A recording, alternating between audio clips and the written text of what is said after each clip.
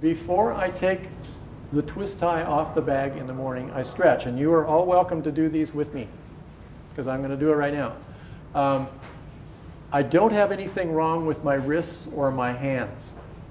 The rest of me is a wreck. But I can still do this. And it's been a long time.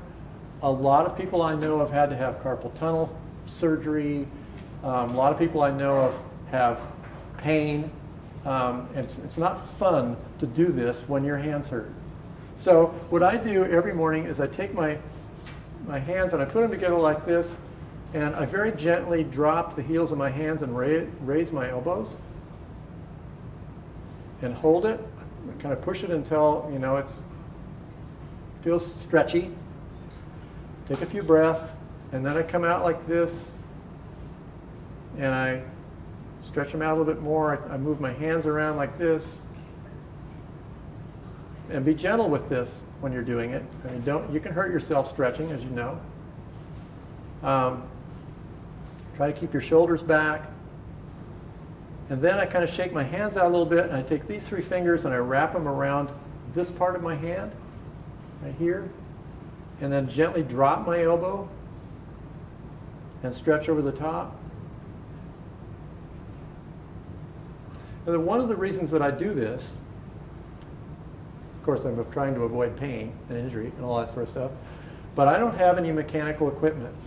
So whatever's going to be done with this stuff is going to be done by me with these. And if these don't work, then I'm done. So I do these religiously.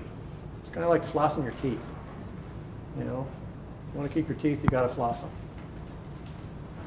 Just gently stretch. Think about what you want to do. You know, any kind of little meditation you want to do is good. I kind of squeeze things these days. My hands are starting to ache, just as in, you know, in the night they ache. So I massage them all the time too.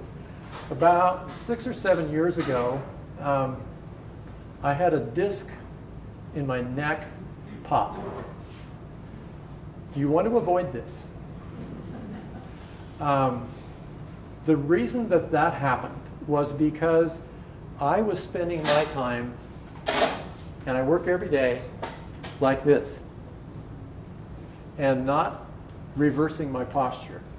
My physical therapist said, okay, you're like this all the time, then do this. And he called this the Jesse James pose. And whether you're a thrower or a hand builder, your energy is forward. If you get that energy back, instead of having your neck kind of look like this, it'll look like this if you're looking at it from the side, which is the way it's supposed to look. And then you won't have a disc pop and shrink an inch. You know, and go through months and months and months of pain and rehabilitation and all that kind of stuff. Another thing to do in your studio, if you're going to spend any money on anything in your studio, spend it on lights.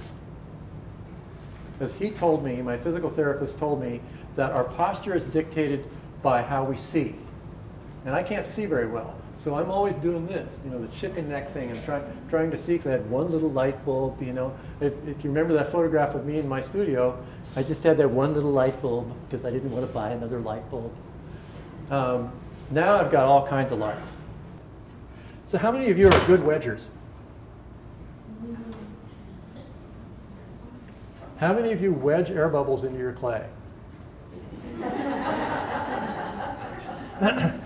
I'm really good at wedging air bubbles into my clay.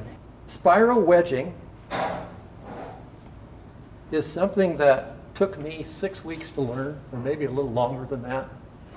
When I first started in clay, the teacher came in the first day, and he took roll, and he said, well, here's the clay.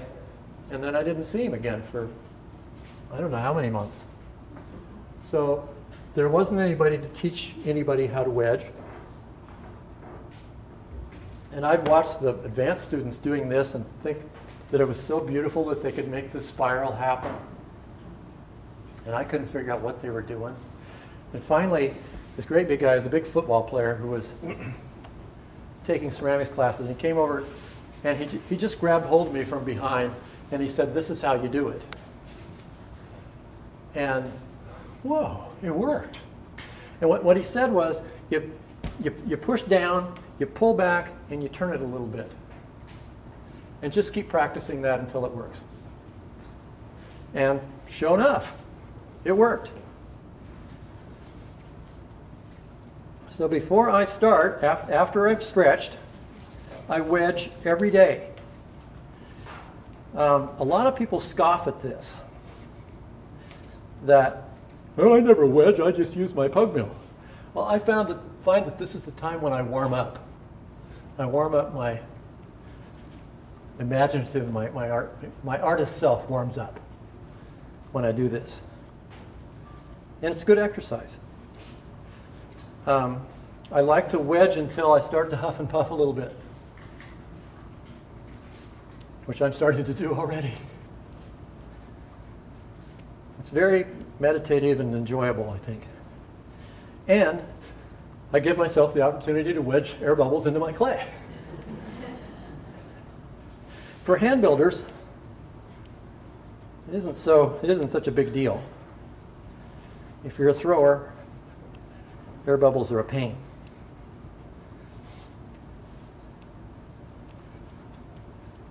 So if you haven't learned to do this,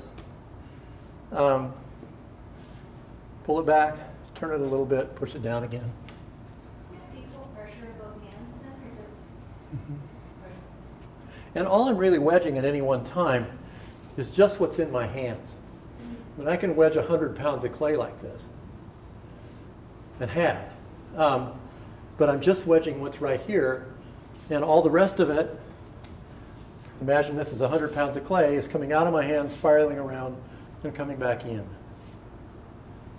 A lot of people, when they're starting, forget to turn it after they pull it back up, so you end up with this duck face kind of thing, and it just gets really hard, and you end up with clay that comes out to the side rather than wedging it. It just takes practice. And to kind of wrap it up, maybe someday I'll learn how to wedge clay and not get air bubbles in it. When I was in my little studio behind my house on 14th Street, Selwood, I wanted to make slabs that were smooth. And most of the time, I was able to do that. But every once in a while, this textural stuff would show up that I didn't want. Very annoying. I couldn't figure out why it was there. I'd take my little rubber rib, that was back before these were made, smooth it out, and then one day I looked at that texture and I thought, you know, that's kind of cool. I think I'll try to use it. And then the door to possibility swung open and I didn't even know it was there. And that's when I started down the rabbit hole that I'm still down.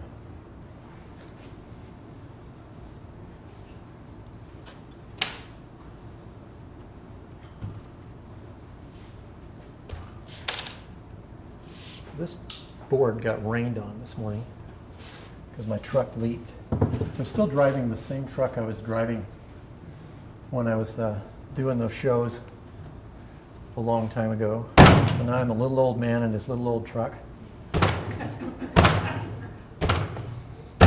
God, I was so cool when I bought that truck. It was brand new, you know, driving down the street, hair, you know, smoking a cigarette, you know. God, I was cool. Still driving it. Never broken down. When you pound on clay, don't pound on it like this. Once again, avoid injury. Pound on it with the flat of your hand or with your wrist. Now what I'm doing here is I'm pushing this surface against the dry surface really hard. I didn't know that this is why this is happening, and I'm still not absolutely sure, but I was presenting a workshop in Los Angeles, very first workshop that I ever taught. don't know why those people invited me. But I walked into this classroom. It was one of those classrooms where hundreds of people, you know, and I mean, there were a lot of people there. And I thought, whoa, this is really scary. My little table's down here, you know, and what I'm going to do here didn't work at all. And I didn't know why, because I was using a clay I didn't know. So I had to come up with something else. But today, if I'm really lucky, it'll work.